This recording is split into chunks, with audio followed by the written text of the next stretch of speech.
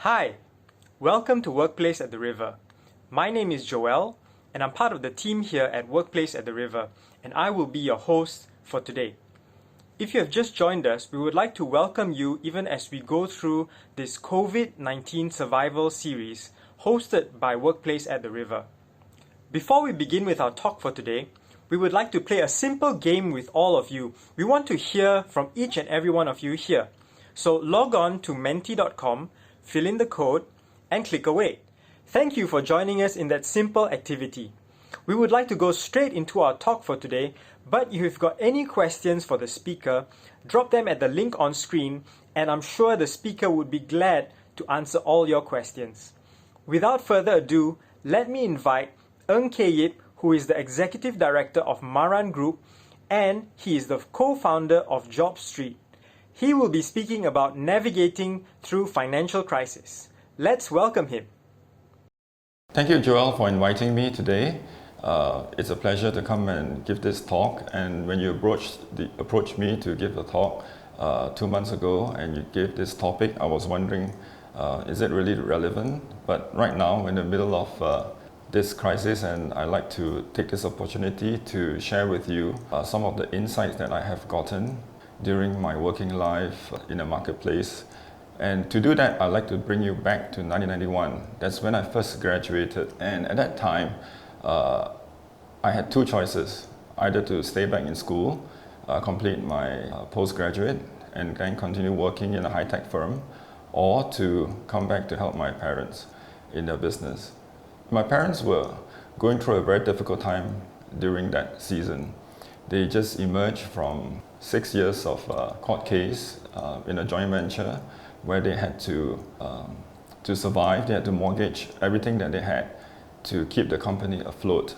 And I felt at that time the right thing to do was to come back and to help them. So my first job was actually in a crisis. To me, it was a baptism by fire because, first of all, I don't know anything about this industry, which is in the timber business. And I didn't know anybody in Malaysia, and I don't know the local landscape very well. But through perseverance, just traditional business principles like cost savings, cash flow management, and since the environment at that time, the business was quite good, we were able to turn around the company, and by 1993, we were able to be on a strong ground. But looking back at that time, the one thing that I really appreciate at that time was to be surrounded with good friends. And friendship to me is a very important aspect of journeying, because if you are a business owner, it's actually a very lonely journey sometimes. You have to make decisions that affect a lot of people. You have to make decisions that affect yourself for the future and your family. Sometimes you feel really lonely, and to have good friends is important. Friends in the industry to give you advice, and equally important is friends in a social circle to keep your morale up.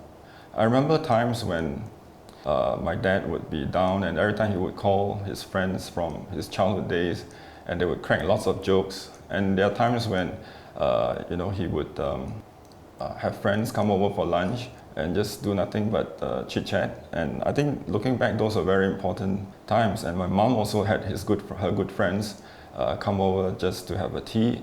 And for me, I have a lot of friends that I mix around with and got to know, and that has helped me quite a lot during my journey.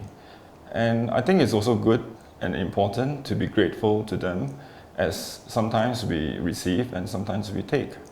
And there were times when those friends became sick or they were not feeling good, and we were there for them as well. The second insight I discovered is, and it's especially applicable to startups, is to have trustworthy colleagues or partners, to have open but discerning mind, and to execute with confidence.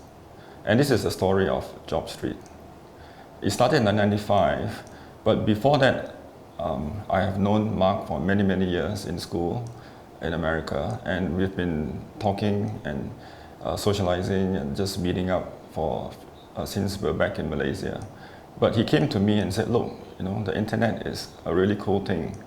And that's when there were less than 1,000 people using the internet. and we felt that he showed me what it was, and I felt that this is such a good idea. And I then roped in Charles, another university friend of mine, together with Albert, another university friend, and then we started this company called Malaysia Online. And it was a very exciting journey, a lot of, because it was an open field and everything was new, we were able to meet all types of interesting people, people with lots of ideas, people with influence, and people who are captains of the industry. And we were just shooting ideas every night, talking about what we can do. So we then attracted some venture capital, and in 1998, 1999, we got some funding. And venture capital means you work 10 times harder, and you got to run 10 times faster.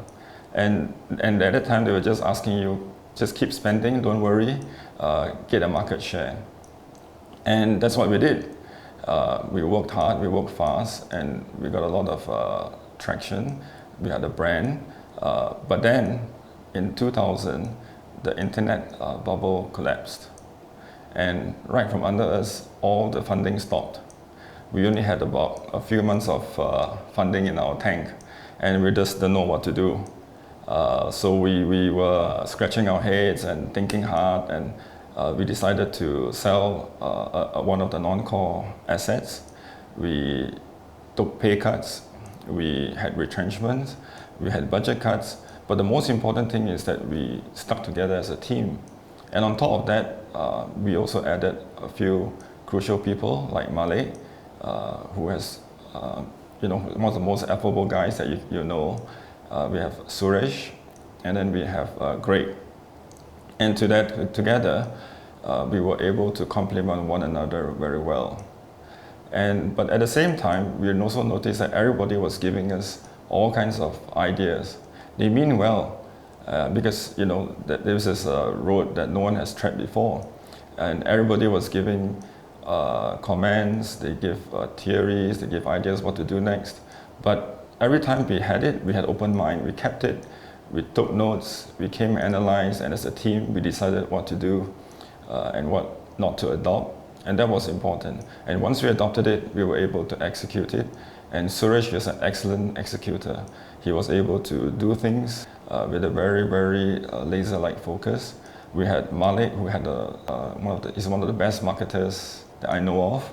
And we had Greg, who was able to keep all the finances under control. And above all, we have Mark, who's the architect and the CEO of the company, and he's really have good foresight. Filtering all these ideas helped. We executed it well, and in 2002, we were able to turn around, make a profit, listed in 2004, and the rest is history. The last few years, though, I've been coming to appreciate the importance of communication.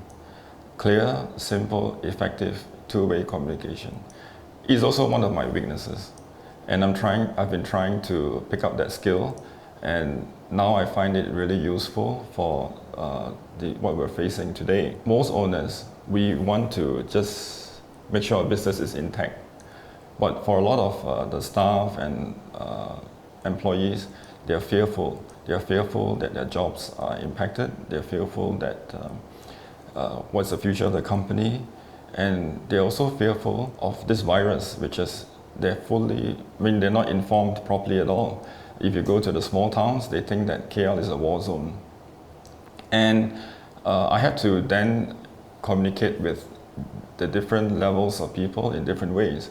For management teams, we worked through video conferencing, we worked through WhatsApp, and we were in constant communication on how to make strategic decisions. On the other staff, though, I have factories in Pahang, and to do that, I had to get permission from the police to travel there, because nothing is better than to be present, and to show your body language so that they feel confident. And we also had to educate them. For example, what is true about the virus, what is not true, and how to sanitize the place. And we then encourage them to also teach their families, whether they're in Malaysia or overseas, how to teach their families how to also sanitize. Apart from that, we also have stakeholders. We have to talk to bankers, we have to talk to creditors, we talk to suppliers to give them confidence of what we are doing and the approach that we have. And being a property owner ourselves, we have to also talk to the tenants. We have a mall, and we decided to basically waive all rental during that time. We have offices, and we decided to talk, after talking to them, that we're just going to reduce the rental by 50%. And I think we look forward to having this goodwill continue after that. It is actually while meeting with friends and talking to people that I came to realize another interesting thing, which is that this virus made me think deeper, that there's much more to life than just business. And I just give an example. I have a friend, he's in Europe, and his father contracted the virus and passed away. And what is even more sad is the fact that the mom, the victim's wife, couldn't attend the funeral and see them the last couple of days because she's in a high-risk group. And you know, such stories are just not singular. It's 100 over 30,000. These are just not numbers. And it's the first time in history that such an event happened on a global scale. And it's as though nature is forcing us to be still, to take stock, and to reset our priorities. Another case was when Boris Johnson was admitted to the intensive care unit. I caught this message by her political opponent, Nicola Sturgeon, the First Minister of Scotland. And she said this: the virus had made things that divide people in normal times now seem much less important. We are willing you on, Boris. Get well soon. So I think, you know, looking into this story, it has forced us to rethink what is important to us and to appreciate the things that are priceless. So for me, I took this time to also look beyond the business to see, for example, what is important to me. And one of the things I am focusing more is on my spiritual health, which is to read books to help me increase my faith and to have inner peace. Another thing is my own physical health. For a while now, I've been postponing my medical checks, and I took this time to actually find out that most of the private hospitals are quite empty, and I was able to do all my checks very, very quickly. The other thing is family and relationships. My wife and I is like dating again after all these years. You know, she cooks wonderful dinners, and we take the time to go for walks for an hour every day around the house and in certain places. And what I enjoy a lot is that every evening at 10 o'clock, my eldest son and our family were in Malaysia. I have two other children overseas, and we would FaceTime. We would just talk about things in general for 30 minutes, 1 hour, and time flies by, but it was so interesting to catch up on what they are doing. I also have a 96-year-old dad. My dad staying with me, and I spend quality time just talking about things in general and watching news together. And interestingly, I asked him, Dad, what do you think of this lockdown compared to World War II? And he said, World War II is much, much tougher. So that put things into proper perspective for me. And I also take the time to communicate with old friends near and half the world away as well, and to see what I can do are there so many initiatives in the community that we can take part in helping. And I also was very, very encouraged when we see people all over the world coming together, like they were showing Phantom of the Opera free of charge.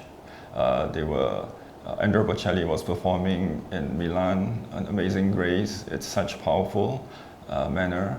And then we had Lady Gaga, Andrea Bocelli, Celine Dion, and Lang Lang coming together to sing the prayer 2 days ago.